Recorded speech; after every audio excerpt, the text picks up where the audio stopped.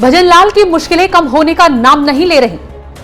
वसुंधरा के सामने बीजेपी कार्यकर्ताओं की शिकायत। भजन लाल के अधिकारी सुनते नहीं। वसुंधरा के सामने रोने लगे बीजेपी कार्यकर्ता। नमस्कार, मैं हूं आपके साथ शबनम। राजस्थान की राजनीति के दो सिरे हैं, एक वसुंधरा के हाथ में तो दूसरा अमित शाह के हाथ में, और दोनों जब से सरकार बनी है तभी से अस्थिर हैं। इसी बीच प्रदेश बीजेपी संगठन में बड़े बदलाव हो चुके हैं।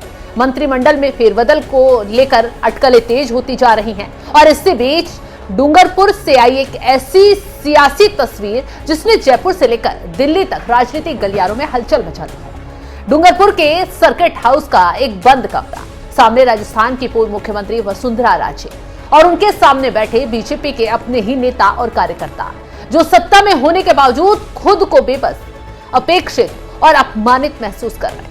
बात दरअसल ये है कि वसुंधरा राजे डूंगरपुर और बांसवाड़ा के दौरे पर थीं। ये दौरा औपचारिक तौर पर भले ही राजनीतिक नहीं था, लेकिन जमीनी हकीकत में ये दौरा राजनीतिक था, जिसमें बीजेपी के भीतर चल रही असंतोष की आग को सामने लाकर रख दिया। डूंगरपुर में बीजेपी नेताओं और कार्यकर्ताओं ने वसुंधरा राजे का स्वागत किया। हंसी थी, फूल मालाएं थी, कैमरे थे, लेकिन जैसे ही बातचीत का दौर शुरू हुआ, कार्यकर्ताओं की हंसी के पीछे छुपा दर्द बाहर आने लगा।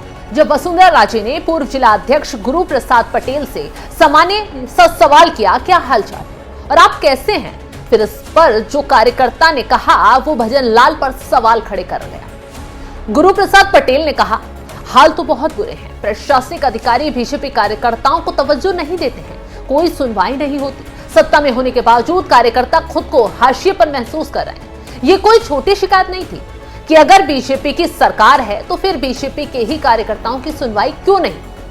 इससे आप समझ सकते हैं कि कैसे पटेल ने प्रशासन के रवैये पर खुलकर नाराजगी जताई।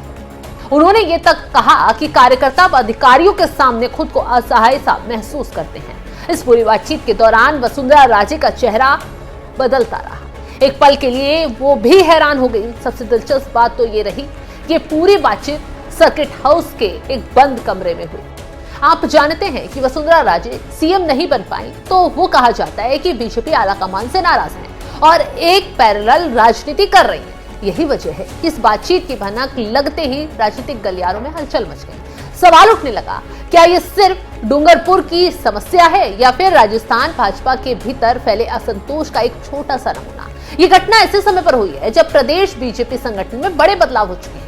नए चेहरे, नई जिम्मेदारियां और पुराने नेताओं की भूमिका को लेकर सवाल उठ रहे हैं। इसके साथ ही साथ मंत्रिमंडल फेरबदल को लेकर चर्चाएं जोरों शोरों पर हैं। कौन जाएगा, कौन आएगा, किसे तरजीह मिलेगी, कौन। और इसी माहौल में वसुंधरा राजे के सामने कार्यकर्ताओं की ये पीड़ा कई बड़े राजनीतिक संकेत दे रही है। जब मीडिया ने वसुंधरा राजे से इस पूरे घटनाक्रम पर सवाल करना चाहा तो उन्होंने साफ कहा, ये मेरा राजनीतिक दौरा नहीं है।